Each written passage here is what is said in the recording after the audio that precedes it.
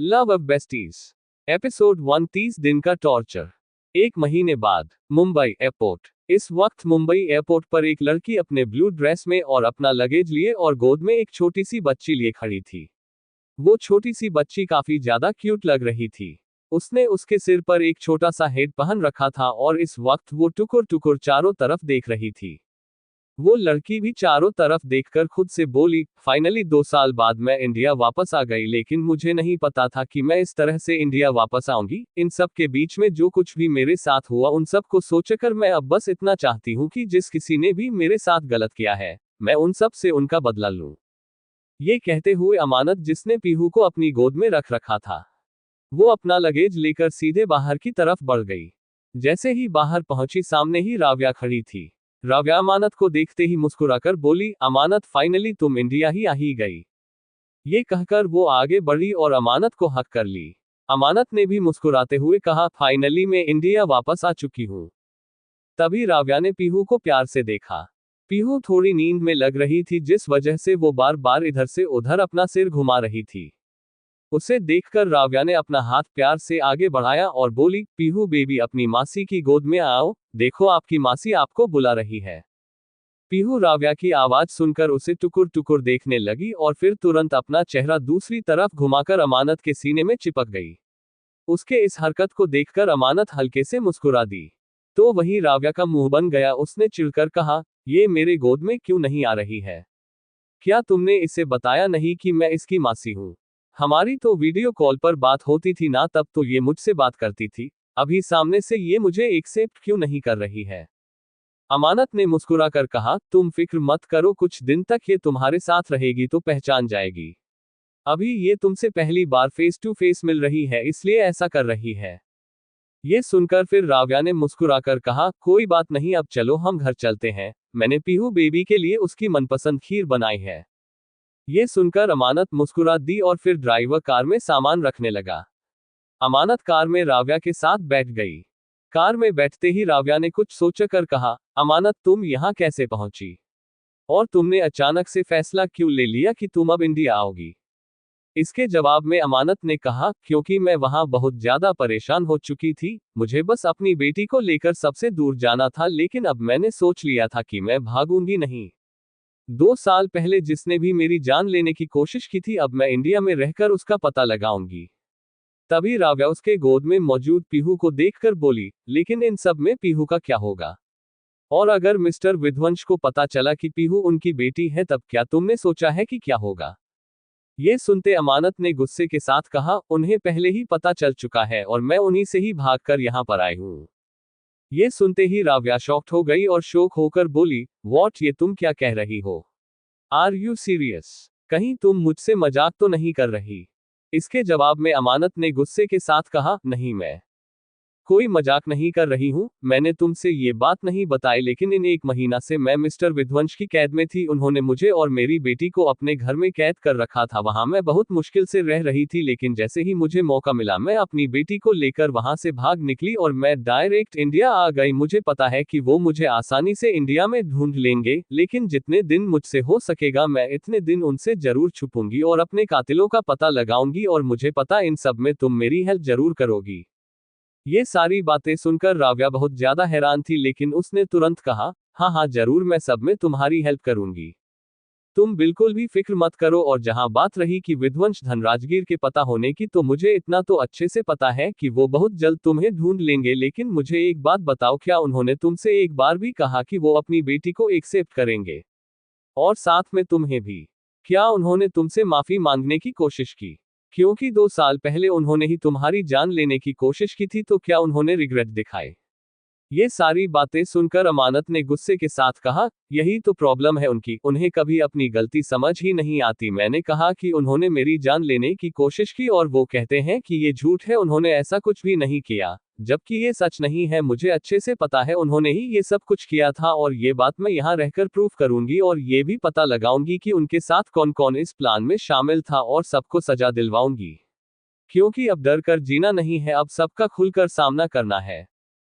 उसकी ये सारी बातें सुनकर राव्या ने कहा, मुझे तो समझ नहीं आता विध्वंस धनराजगीर जब तुम्हारे पीछे 2 साल पहले पागलों की तरह पड़ा हुआ था तो फिर वो अचानक से तुम्हारे साथ ऐसा क्यों करने लगा। उसे ऐसा नहीं करना चाहिए था। एटलीस्ट उससे तुम्हारी जान तो नहीं लेनी चाहिए थी, लेकिन तुम फिक्र मत करो, यहाँ मैं तुम्हारा पूरा सपोर्ट करूंगी और यहाँ तो मेरे डैड भी है और तुम्हारे खुद के डैड है। तुम्हें नहीं पता पर तुम्हारे डैड तुम्हें बहुत मिस करते हैं। वो तो तुम्हारी याद में बिल्कुल पागल हो चुके हैं। उन्होंने कंपनी जाना भी छोड़ दिया, पूरा बिजनेस अब अभिराज संभालता है। वो सिर्फ तुम्हारी याद में घर में पड़े रहते हैं। मुझे तो उन्हें देखकर बहुत बुरा लगता है और दिल करता है कि मैं उनसे तुम्हारी सच्चाई बता दूं, लेकिन तुमने अभी मना कर रखा है। लेकिन अब जब तुम इंडिया में हो तो तुम क्या अपने डैड से मिलने जाओगी। अपने डैड की ऐसी हालत को सुनकर अमानत को काफी बुरा लगा। उसने पीहू के बालों को सहलाते हुए कहा, शायद तुम ठीक कह रही हो, मुझे उनसे एक बार मिलने जरूर जाना चाहिए, क्योंकि अब जब मैं सब कुछ खुलकर कर रही हूं तो मैं उनसे नहीं छुप सकती। मुझे पता है कि डैड मुझसे बहुत प्यार करते हैं, बस विराज की वजह से उन्होंने मेरे साथ ऐसा किया था। लेकिन अब अगर मैं उनके पास जाऊंगी तो वो जरूर मुझे सपोर्ट करेंगे और मेरा साथ भी देंगे, इसलिए मैंने फैसला लिया है कि मैं कल ही डैड से मिलने जाऊंगी। ये सुनते ही राव्या के चेहरे पर स्माइल आ गई। उसने फिर गहरी सांस लेकर कहा, अब सब कुछ सेट है, तुम भी इंडिया में हो और अपनी पुरानी जिंदगी में वापस जा रही हो। लेकिन एक स्पेशल चीज हुई है हमारे पास, हमारी ये छोटी सी खरगोश आ गई है। ये कितनी ज्यादा क्यूट है, सच कहूं तो बिल्कुल अपने डैड की तरह दिखती है। मोस्टली इसकी आंखें जो बिल्कुल मिस्टर विध्वंस की तरह है, तभी ये बहुत ज्यादा ब्यूटीफुल है। उसकी ये बात सुनते ही अमानत की भौहें तन गई। उसने गुस्से के साथ कहा, तुम्हारे कहने का मतलब क्या है? क्या मैं खूबसूरत नहीं हूं? और मेरी बेटी मेरी तरह है, मिस्टर विध्वंस की तरह नहीं, इसलिए मेरी बेटी को उनसे कंपेयर करना बंद कर दो। अंडरस्को। ये सुनकर राव्या ने फिर जल्दी से कहा, okay okay, I am sorry.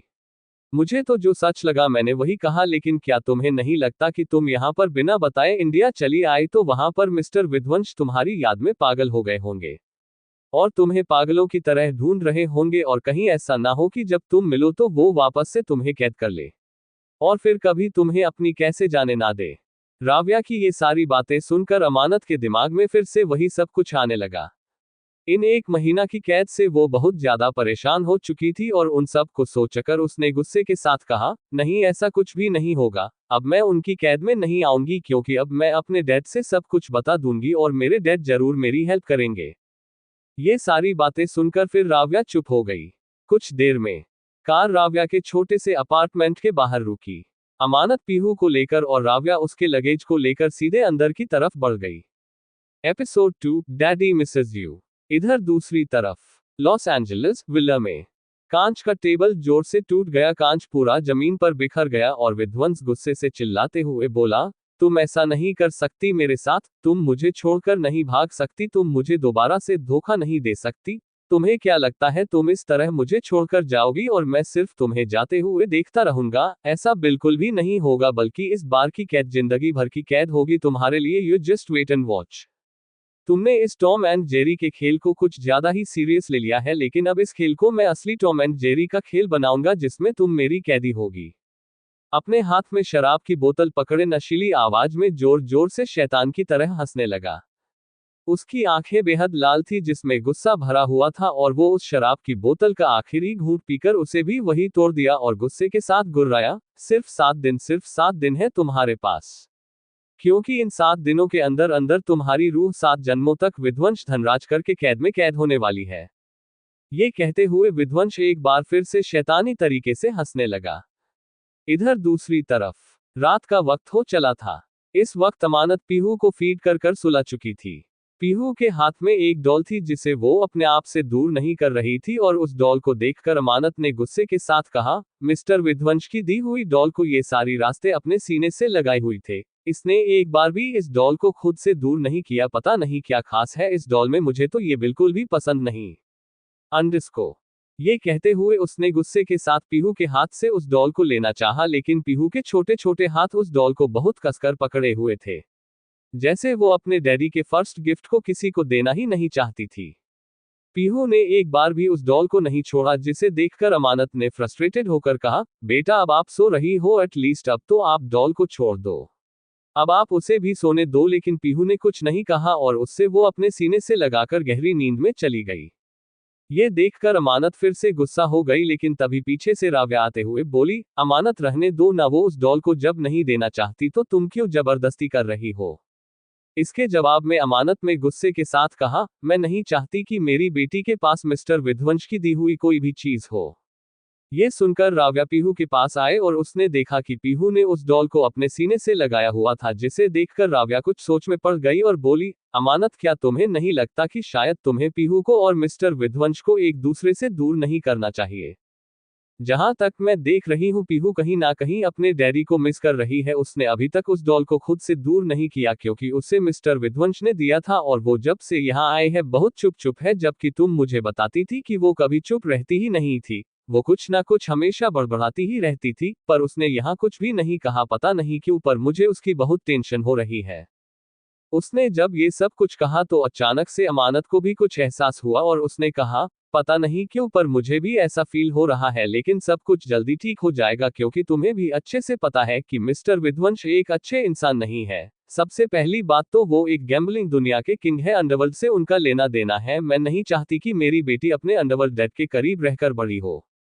मैं नहीं चाहती कि मिस्टर विध्वंस की गलत परछाई मेरी बेटी पर पड़े, इसलिए मैं उसे अपने साथ रखूंगी। कुछ दिन वो शायद मिस्टर विध्वंस को मिस करे, लेकिन बहुत जल्द वो उन्हें भूल जाएगी। तभी उन दोनों के कान में पीहू के कुछ बड़बड़ाने की आवाज गई, जिसे सुनकर एक पल के लिए वो दोनों कुछ समझ नहीं पाए। तभी अमानत ने धीरे से कहा, शायद इसे भूख लगी होगी क्योंकि ये नींद में अधिकतर ऐसे ही बड़बड़ाती है। लेकिन तभी राव्या ने कहा, नहीं, शायद कुछ और ही बड़बड़ा रही है। ये कहकर वो नीचे झुकी और पीहू की आवाज सुनाने लगी, और उसने जो सुनो वो सुनकर वो शॉक हो गई। अमानत ने उसे नासमझी में देखते हुए कहा, व्हाट हैपेंड, क्या हुआ, क्या कह रही है वो। इसके जवाब में राव्या ने कहा, वो पापा बुला रही है। उसने प शब्द बोला और फिर डा शब्द भी बोल रही है।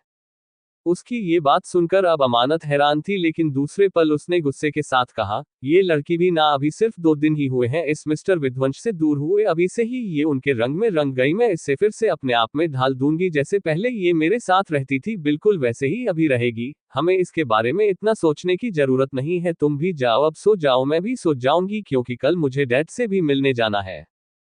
उसकी ये सारी बातें सुनकर राव्या ने फिर अपना सर हिला दिया।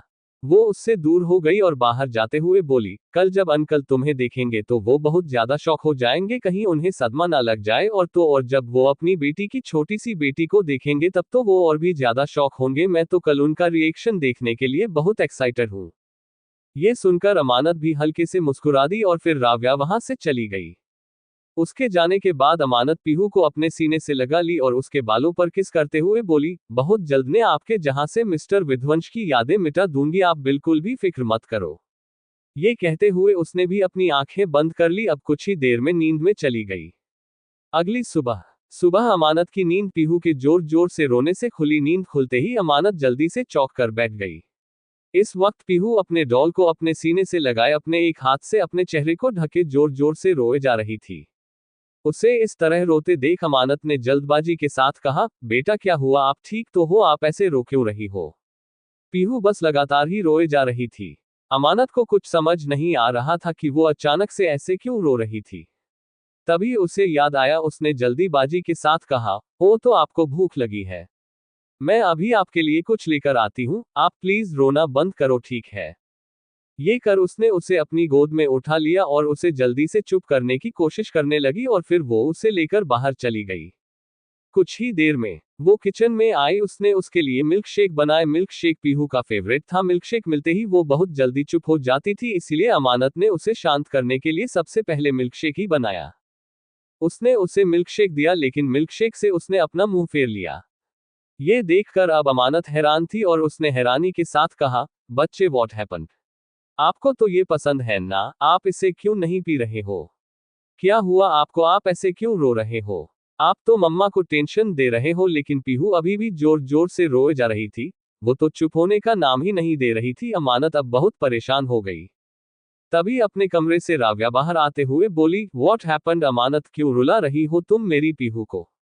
वो बेचारी इतनी छोटी है अभी और ऊपर से इतनी क्यूट है, और तुम हो कि उसे जब देखो तब रुलाती रहती हो। क्या हुआ मेरी पीहू को। राव्या पीहू के पास आए और प्यार से उसके गालों को सहलाने लगी, लेकिन पीहू के छोटे से गाल और छोटी सी नाक दोनों ही रो रो कर लाल हो गई थी। वो चुप नहीं हो रही थी, जिसे देखकर अमानत ने कहा, मैं इसे नहीं रुला रही हूँ क्योंकि मैं इसे चुप करने की कोशिश कर रही हूँ, पर ये कि चुप नहीं हो रही है। इससे पहले जब भी रोती थी तो मैं इस मिल्क शेक देती थी, तभी चुप हो जाती थी, पर अब देखो ना, ये मिल्क शेक भी नहीं पी रही है और ना चुप हो रही है, कहीं इसकी तबीयत तो नहीं खराब है। ये कहते हुए अमानत ने जल्दी से उसके टेम्परेचर को चेक किया। उसका टेम्परेचर हल्का गर्म था, जिसे देखकर राव्या ने कहा, इसे तो शायद हल्का फीवर है, पर अचानक से फीवर कैसे हो गया? इसीलिए शायद ये चुप नहीं हो रही है। अगर ऐसे ही चला रहा तो ये कमजोर हो जाएगी। बहुत ज्यादा प्रोटेक्टिव थी, अगर पीहू को हल्की चीख भी आती थी तो वो बहुत परेशान हो जाती थी। उसने पीहू को तुरंत अपने सीने से लगा लिया और बोली, बेबी आप पहले चुप हो जाओ, मम्मा आपको डॉक्टर के पास लेकर जाएगी, आप जल्दी से ठीक हो जाओगे, आपका ये फीवर छूमंतर हो जाएगा। लेकिन अभी भी पीहू रोए जा रही थी, वो बिल्कुल भी चुप नहीं हो रही थी। अब अमानत बहुत ज्यादा परेशान हो गई, उसने हर तरह से कोशिश कर लिया था पीहू को चुप करने की, राव्या को भी कुछ समझ नहीं आ रहा था। तभी उसने कुछ सोचकर कहा, अमानत कहीं ऐसा तो नहीं है कि ये अपने डैडी को मिस कर रही हो, इसीलिए इसे फीवर भी हो गया है और इसीलिए कि रो रही है। जैसे ही अमानत ने ये सुनो, एक पल के लिए हैरान रह गई और हैरानी से पीहू को देखने लगी। Episode 3 unconditional love. अब आगे। जैसे ही अमानत ने राव्या के मुंह से ये बात सुनी, वो एक पल के लिए शॉक्ड हो गई। दूसरी पल उसने गुस्से के साथ कहा, राव्या तुमने फिर से मिस्टर विध्वंस का जिक्र किया। मैंने तुमसे कहा था ना कि तुम उनका जिक्र नहीं करोगी, तुम्हें अच्छे से पता है कि मेरी बेटी उन्हें बिल्कुल भी मिस नहीं कर रही है, इसलिए बेवजह की बातें मत करो। ये कहकर वो पीहू को अपने गोद में उठाए और दूध की बोतल लेकर सीधे कमरे की तरफ चली गई। इधर राव्या उसकी सारी बातें सुन और उसे इस तरह से चाहते देख खुद से बोली, आखिर प्रॉब्लम क्या है?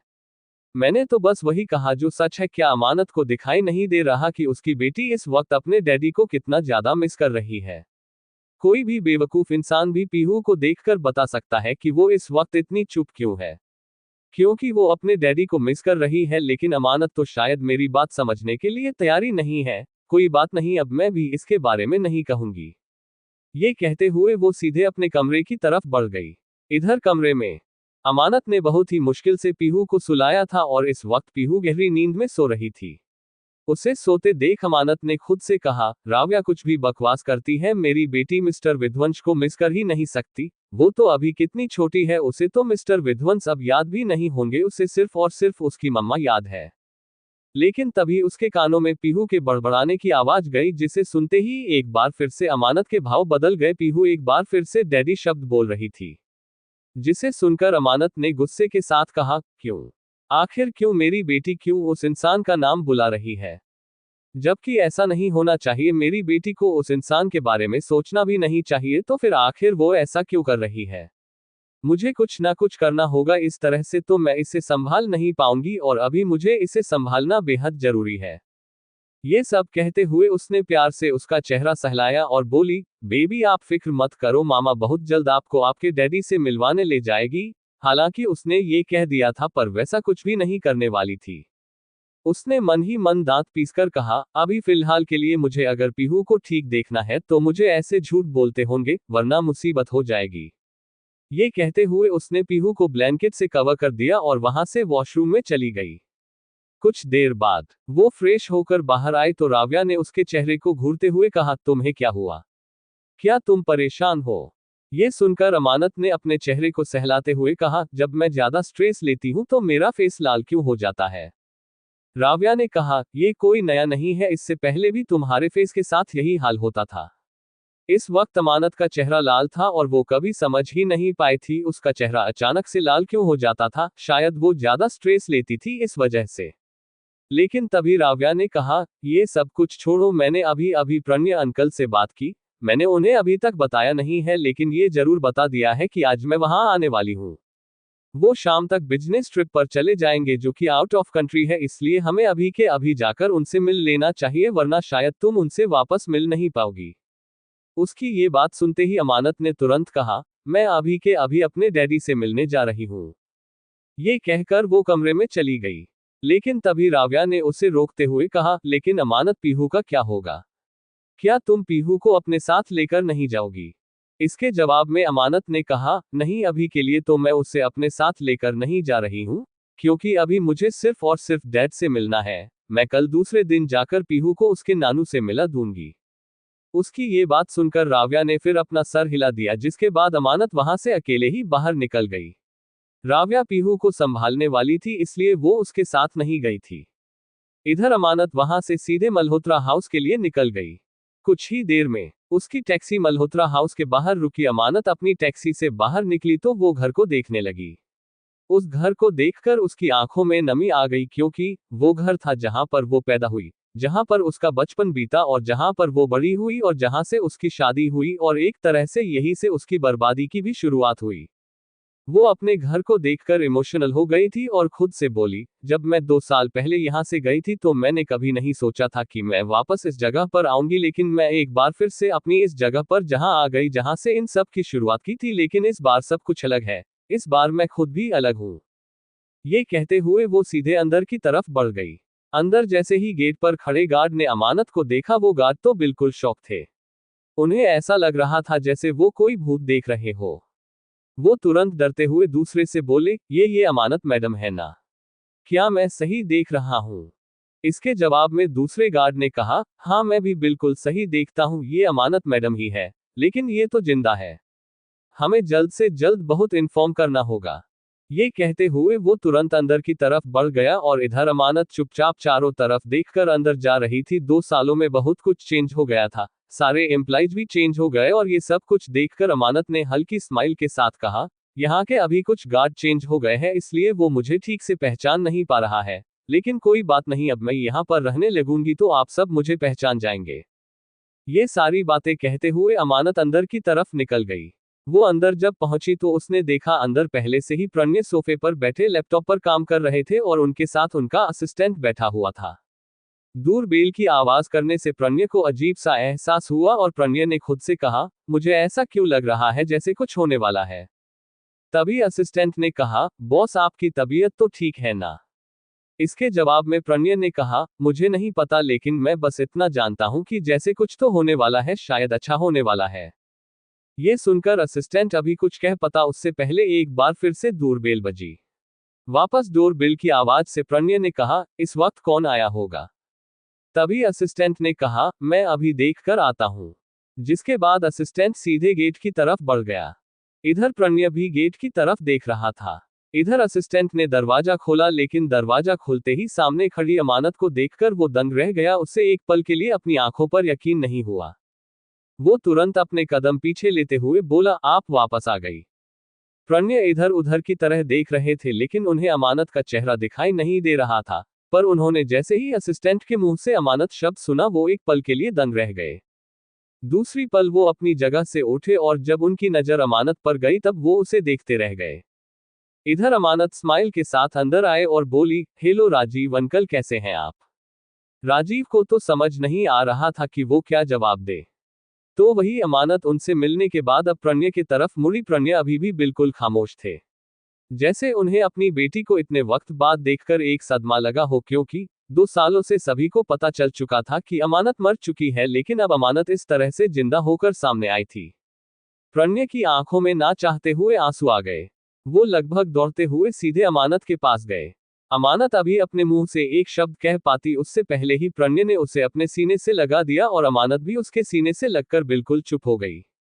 प्रणय की आंखों से आंसू निकल आए। उन्होंने जल्दबाजी के साथ कहा, बेटा, मुझे यकीन नहीं हो रहा है कि तुम यहाँ मेरे सामने हो, लेकिन तुम यहाँ कैसे? मैं पिछले 1 महीने से तुम्हें ढूंढने की कोशिश कर रहा हूँ। जब से मुझे पता चला कि तुम जिंदा हो तब से मैं तुम्हें हर रोज ढूंढने की कोशिश कर रहा था, लेकिन तुम मुझे कहीं नहीं मिली, लेकिन आज तुम मेरे सामने आ गई। अमानत ने जैसे ही ये सुना कि प्रणय को पता था कि वो जिंदा है, वो एक पल के लिए शॉक्ड हो गई। नेक्स्ट चैप्टर में पीहू बेबी मिल जाएगी अपने डैडी से। तब तक के लिए रिव्यू कर देना सभी। एपिसोड 4, एक सरप्राइज।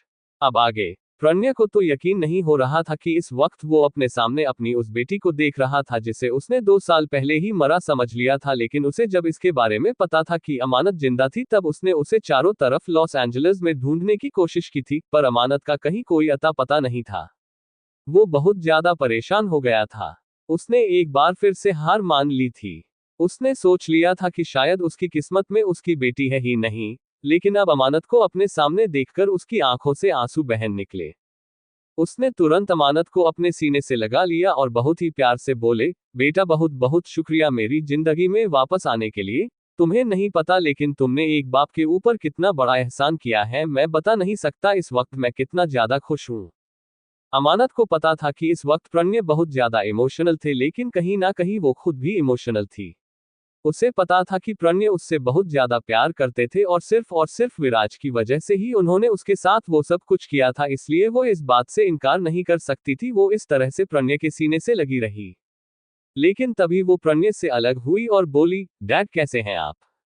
इसके जवाब में प्रणय ने कहा, मेरा हाल मत पूछो क्योंकि तुम्हारे बिना तो मैं जिंदा लाश बन गया था, लेकिन अब तुम आ गई हो ना तो अब मैं फिर से जिंदा हो जाऊंगा। ये सुनकर अमानत ने प्यार से उनके आंसुओं को साफ किया और बोली, मुझे पता है कि मैंने आपको बहुत तकलीफ दिया है, लेकिन इसके लिए आई एम सॉरी। पर तभी प्रणय ना समझी में कहा, लेकिन बेटा मुझे अभी तक एक बात समझ नहीं आई, तुम जब जिंदा थी तो तुमने हमसे इसके बारे में बताना जरूरी क्यों नहीं समझा?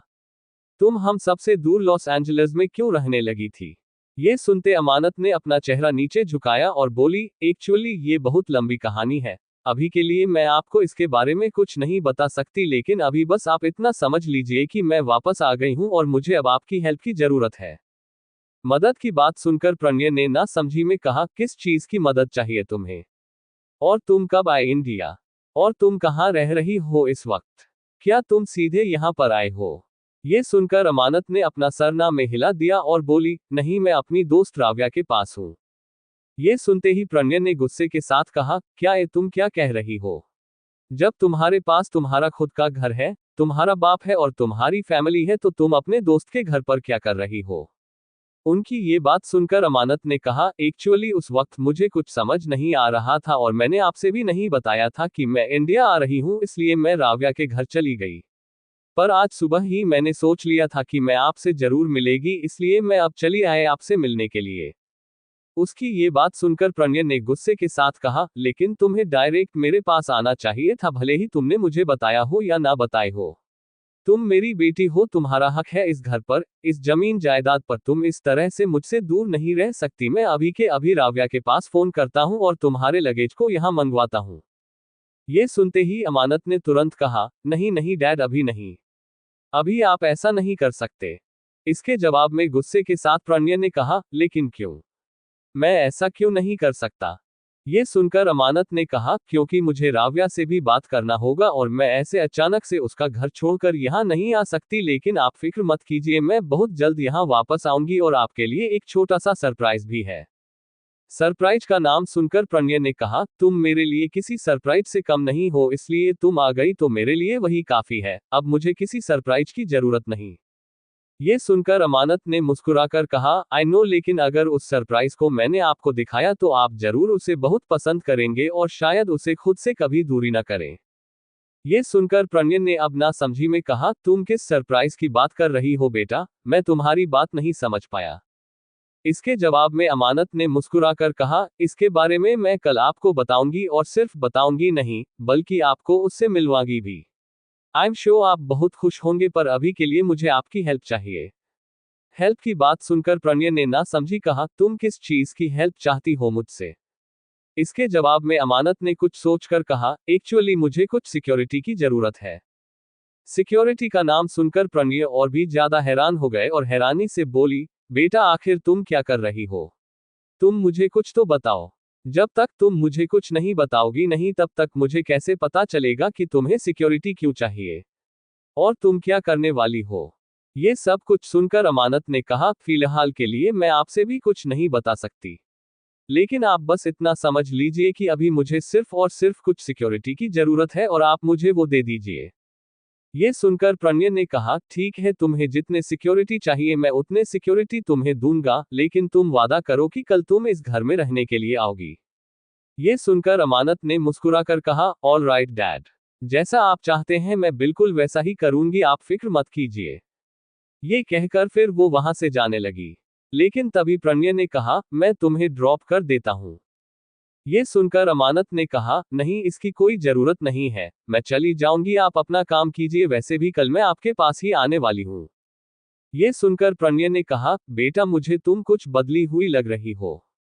ये सुनकर अमानत के कदम रुक गए और वो कुछ सोचकर बोली, आपने बिल्कुल ठीक कहा डैड, मैं बदल तो गई हूँ और ये बदलाव मुझे पसंद है। ये कहकर वो वहां से सीधे बाहर की तरफ निकल गई। तो वही प्रणव उसे जाते देख खुद से बोले, नहीं बेटा तुम बहुत अलग तरह से बदल गई हो जो कि मुझे बिल्कुल पसंद नहीं है, मुझे नहीं पता तुम ऐसे क्यों हो गई। लेकिन तुम फिक्र मत करो, बहुत जल्द मैं तुम्हारे बारे में सब कुछ पता लगा लूंगा। ये सब सोचते हुए तभी उसके दिमाग में कुछ आया और उसने तुरंत अपना फोन निकालते हुए कहा, मैंने अभिराज से तो इसके बारे में बताया नहीं। अभिराज को भी तो पता चलना चाहिए कि उसकी बहन वापस आ गई है, जिसे वो पिछले 1 महीने से पागलों की तरह ढूंढ रहा है। ये कहते हुए प्रणय मुस्कुराया और तुरंत अभिराज के पास कॉल डायल कर दिया। इधर दूसरी तरफ मल्होत्रा इंडस्ट्री में सीईओ केबिन में इस वक्त अभिराज लैपटॉप में लगातार काम कर रहा था। उसके चेहरे पर कोई भी एक्सप्रेशंस नहीं थे। तभी असिस्टेंट अंदर की तरफ आया और अपना थूक गटकते हुए बोला, बॉस मिस तियरा अपने कॉलेज के दोस्तों के साथ ट्रिप पर गई हुई है और सुनने में आया है कि उन्होंने अपना एक बॉयफ्रेंड भी बना लिया है। अचानक से अभिराज के चलते हाथ रुक गए। उसने गुस्से के साथ दांत पीसकर बोला, तो उस लड़की ने अपना बॉयफ्रेंड भी बना लिया। इसके जवाब में असिस्टेंट ने हिचकिचाते हुए कहा, जी बॉस, हमें कुछ वक्त पहले इसके बारे में खबर मिली है। अभिराज गुस्से के साथ असिस्टेंट को देखकर बोला, क्या तुम्हें पता है कि वो कब वापस आएगी? ये सुनकर असिस्टेंट ने अपना सर हिलाते हुए कहा, जी आज शाम को ही उनकी कॉलेज की बस आने वाली है। इसके जवाब में अभिराज के चेहरे पर शैतानी मुस्कुराहट आ गई। उसने असिस्टेंट को देखकर कहा, तुमको अब पता है कि तुम्हें आगे क्या करना है? ये सुनते ही असिस्टेंट की आंखें हैरानी से बड़ी हो गई और उसने कहा, क्या? ये आप क्या कह रहे बॉस? क्या वाकई हम ऐसा कर सकते हैं? इसके जवाब में अभिराज ने कहा, मुझे ये करना है और तुम ही इसे करोगे, जितना कहा जाकर करो वरना मुझसे बुरा कोई नहीं होगा। ये सुनकर असिस्टेंट ने अपना सर हिला दिया और वो वहां से जाते हुए बोला, बॉस एक बार और उसके बारे में सोच लीजिए, क्योंकि अगर इसके बारे में धनरजगीर खानदान को पता चला तो प्रॉब्लम हो सकती है। अभिराज ने शैतानी मुस्कुराहट के साथ कहा, मुझे उसे धनराजगीर खानदान से फर्क नहीं पड़ता, मैं वही करूंगा जो मैं करना चाहता हूं। ये सुनकर फिर असिस्टेंट ने कुछ नहीं कहा, वहां से बाहर चला गया। इधर अभिराज अभी भी उसी तरह खामोशी के साथ बैठा था, लेकिन तभी उसका फोन बजा। उसने फोन देखा तो प्रणय का कॉल था। उसके कॉल को उसने पिक करते हुए बिना किसी भाव के साथ कहा, व्हाट हैपेंड डैड? उधर से प्रणय बहुत ही खुशी के साथ कहा, तुम्हारी बहन मिल चुकी है। ये सुनकर अभिराज ने कहा, ये बात तो मुझे 1 महीने पहले ही पता है, इसमें नया क्या है? इनफैक्ट मैं तो उसे अभी भी ढूंढ रहा हूं। लेकिन इसके जवाब में दूसरे ही पल प्रणय बेहद खुशी के साथ कहा, बेटा वो मिल गई है, इसका मतलब ये है कि वो इंडिया में है और वो आज घर आई थी मुझसे मिलने के लिए। मैंने उसे अपनी आंखों से जिंदा सामने देखा और वो कल से घर पर भी रहने के लिए आ रही है। जैसे ही अभिराज ने ये सुना उसके चेहरे के रंग उड़ गए और वो दूसरी पल अपनी जगह से खड़े होते हुए बोला, व्हाट, ये क्या कह रहे हैं आप? कहीं आपको दौरे तो नहीं पड़ रहे हैं डैड? क्योंकि जब से अमानत गई है तब से आप बहुत बहकी बहकी बातें करते हैं। ये सुनते ही प्रणय ने गुस्से के साथ कहा, मुझे पता है कि मैं उसके जाने के बाद बिल्कुल पागल बन गया था, लेकिन मैं बिल्कुल सच कह रहा हूँ, वो मुझसे मिलने के लिए आई थी और कल जब वो यहाँ रहने के लिए आएगी तब तुम खुद ही उसे देख लेना, तब तुम्हें मेरी बातों पर यकीन हो जाएगा। मुझे पता है अभी तुम मेरी बातों पर यकीन नहीं करोगे। ये कहकर गुस्से के साथ उसने कॉल कट कर दिया। तो वही ये सारी बातें सुनकर अभिराज के भाव पूरी तरह से काले पड़ चुके थे। उसने फोन को कसकर पकड़ा और बोला, क्या वाकई अमानत वापस आ गई है? अगर ये सच है तो फिर? कहते कहते वो रुक गया, क्योंकि अब उसके एक्सप्रेशन और भी ज्यादा डार्क हो गए। इधर दूसरी तरफ अमानत कुछ ही देर में अपार्टमेंट पहुंची। वो जब वहां अंदर गई तो उसे पीहू के रोने की आवाज सुनाई दी। उसके रोने की आवाज सुनते अमानत डर गई। वो जल्दी से अंदर गई तो इस वक्त सोफे पर पीहू बैठी अपने नन्हे नन्हे हाथों को अपने आंखों पर रखकर जोर जोर से रो रही थी। उसे तरह रोते देख अमानत ने कहा, पीहू बेटा आप रो क्यों रही हो? तभी किचन से राव्या अपने हाथ में दूध की बोतल लेकर आते हुए बोली, थैंक गॉड अमानत तुम आ गई, मैं सच में बहुत ज्यादा परेशान हो गई थी। मुझे पीहू के रोने से बहुत डर लगता है, इससे पहले मैंने कभी छोटे बच्चों को नहीं संभाला, इसलिए जब छोटे बच्चे रोना शुरू कर देते हैं तो मैं डर जाती हूँ। और पीहू तो अभी 1 ही साल की है। वो तो ठीक से ना तो बोलना जानती है, ना ही ठीक से चलना जानती है, और वो गोद में भी नहीं रह रही थी। मैं तो बस तुम्हारे पास कॉल करने ही वाली थी, लेकिन तुम आ गई। अब जल्दी से पीहू को संभालो। ये कहकर उसने जल्दबाजी के साथ पीहू को उठाया और अमानत की गोद में दे दिया। तो वही अमानत ने तुरंत पीहू को अपने सीने से लगा लिया और प्यार से बोली, बेबी व्हाट हैपेंड, आप रो क्यों रही हो? क्या हुआ? सके जवाब में पीहू ने जोर जोर से सिसक कर कहा, मम्मा डैडी डैडी। उसके मुंह से जोर जोर से डैडी शब्द सुनते ही अमानत और राव्या दोनों ही शॉक्ड हो गए। एपिसोड 5 में टॉर्चर नहीं सह पाऊंगी। अब आगे। पीहू ने जब जिद करते हुए डैडी शब्द कहा तो ये सारी बातें सुनकर राव्या और अमानत दोनों एक दूसरे को देखने लगे। तभी राव्या ने गुस्से के साथ कहा, अमानत मैंने तुमसे पहले ही कहा था वो अपने डैडी के बिना नहीं रह पाएगी। तुम्हारी जिद की वजह से उसे बुखार आया और अब देखो वो फिर से अपने डैडी के पास जाने की जिद कर रही है। अब तुम क्या करोगी? अमानत ने अब मन ही मन सोचा, क्योंकि उसे सच में नहीं पता था कि पीहू की ऐसी हालत हो जाएगी विध्वंस के बिना, जबकि उसे तो ऐसा लग रहा था कि इन 1 महीना में वो इतनी छोटी थी कि वो विध्वंस की सारी यादों को भुला देगी। लेकिन उसे नहीं पता था कि वो उसकी 1 साल की छोटी सी बच्ची अपने बाप के बिना इस तरह से तड़पेगी। लेकिन इस वक्त अमानत मजबूर थी। वो चाहकर भी विध्वंस के पास भी नहीं जा सकती थी, क्योंकि उसके पास जाने से विध्वंस उसे कैद कर लेता था। ना तो वो उसे कहीं बाहर जाने देता था और ना ही किसी से बात करने देता था। ऐसी जिंदगी वो बिल्कुल भी नहीं जी सकती थी। ये सारी बातें सोचकर अब अमानत ने गुस्से के साथ पीहू से कहा, पीहू अगर आप अपने डैडी की जिद की तो मुझसे बुरा कोई नहीं होगा, आपके मम्मा पनिश करेगी। पीहू ने जब पनिशमेंट शब्द सुना तो उसकी बड़ी बड़ी आंखों में डर आ गया। उसने डरते हुए अपना छोटा सा सर जोर जोर से ना मिलाया। ये देखकर गुस्से के साथ अमानत ने कहा, राव्या इसे मेरे सामने से लेकर जाओ, मुझे अभी इससे कोई बात नहीं करनी। ये अपनी मम्मा की मजबूरी नहीं समझती तो फिर ये आगे चलकर क्या मेरा साथ देगी? ये सुनकर राव्या ने कहा, अमानत देखो सेंटिमेंटल होने की जरूरत नहीं है। वो अभी बहुत छोटी है, उसे अपने डैडी की जरूरत है, इसलिए वो ऐसा कर रही है। तुम्हें इस तरफ से नाराज नहीं होना चाहिए। अगर तुम नाराज हो जाएगी तो उसे कौन संभालेगा? ये सुनकर अब अमानत खुद को कंट्रोल नहीं कर पाए, उसकी आंखों से आंसू निकला और उसने रोते हुए कहा, तो तुम ही बताओ मैं क्या करूं? कहां से लाकर दूं इसके डैडी को? अगर ये इसी तरह कुछ खाएगी पाएगी नहीं तो बीमार हो जाएगी। क्या इसे नहीं पता है कि इसके अलावा मेरे पास कोई नहीं है? अगर इसे कुछ हो गया तो मैं खुद भी जिंदा नहीं रह पाऊंगी।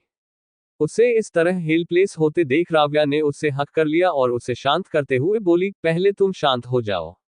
तुम्हारी ऐसी हालत देखकर मुझे बहुत बुरा लग रहा है, प्लीज।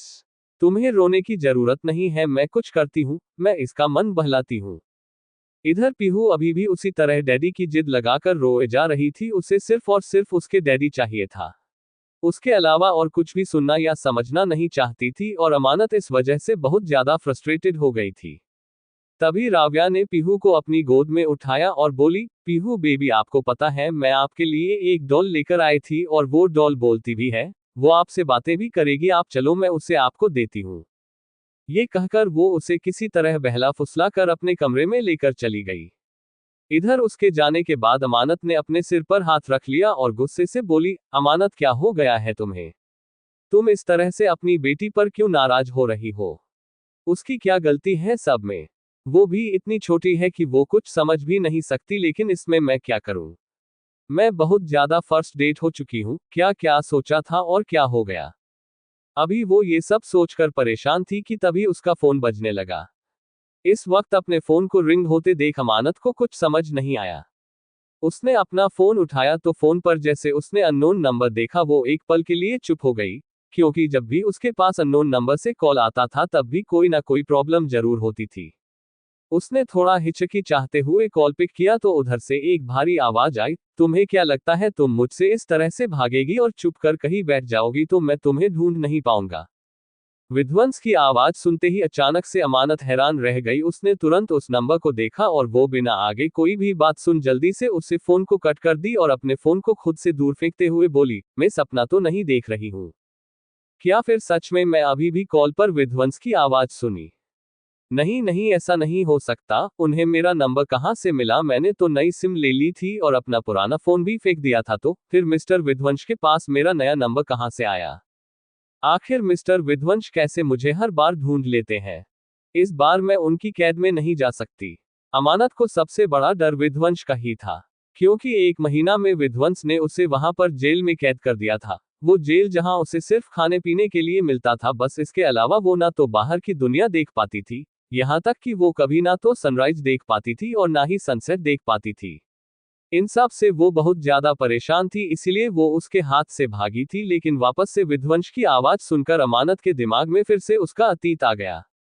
उसने घबराते हुए कहा, अब मैं क्या करूं? क्या मुझे यहां से भी भाग जाना चाहिए? लेकिन अब मैं भाग कर कहां जाऊंगी?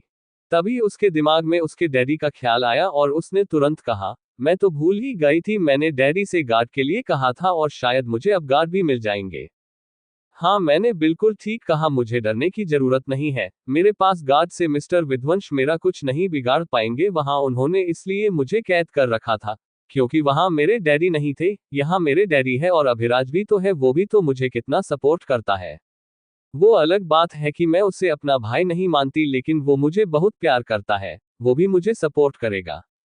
ये सब कुछ सोचकर अब अमानत के चेहरे पर एक स्माइल आ गई और फिर उसने गहरी सांस लेकर कहा, मैं भी ना बेवजह ही परेशान हो जाती हूँ, मिस्टर विध्वंस से मुझे डरने की जरूरत नहीं है। ये सब सोचते हुए वो फिर कमरे में आई। उसने देखा कि राव्या ने पीहू को सुला दिया था, जिसे देखकर उसने फिर राव्या से कहा, thank you so much Ravya, तुमने फाइनली पीहू को सुला दिया। इसके जवाब में राव्या ने मुस्कुराकर कहा, तुम्हें क्या लगता है, क्या मुझे भी आप शादी करके बच्चे कर लेना चाहिए? क्योंकि जब मैं पीहू जैसी इतनी जिद्दी बच्ची को इतने अच्छे से हैंडल कर सकती हूं, तो मैं अपने बच्चों को कितने प्यार से हैंडल करूंगी ना। उसकी ऐसी बात सुनकर अमानत उसे घूरने लगी और बोली, देखो मैं तुम्हें अपना पर्सनल एक्सपीरियंस बता रही हूँ। तुम्हें ना तो शादी करनी चाहिए और ना ही बच्चे पैदा करने चाहिए। हालांकि मुझे मेरी बेटी से बहुत प्यार है और मुझे ऐसा नहीं कहना चाहिए, लेकिन फिर भी मैं तुम्हें अपना पर्सनल एक्सपीरियंस बता रही थी। ये सुनकर राव्या ने मुंह बनाकर कहा, दुनिया में सिर्फ एक इंसान से प्यार किया था मैंने, जो कि अभिराज था, तुम्हारा भाई, लेकिन देखो ना, उसे भी किसी दूसरी लड़की से प्यार हो गया और अब तुम्हें लगता है सारी जिंदगी सिंगल ही रहूंगी और सिंगल ही मरूंगी, क्योंकि उसके अलावा मैं अब किसी से प्यार नहीं कर सकती।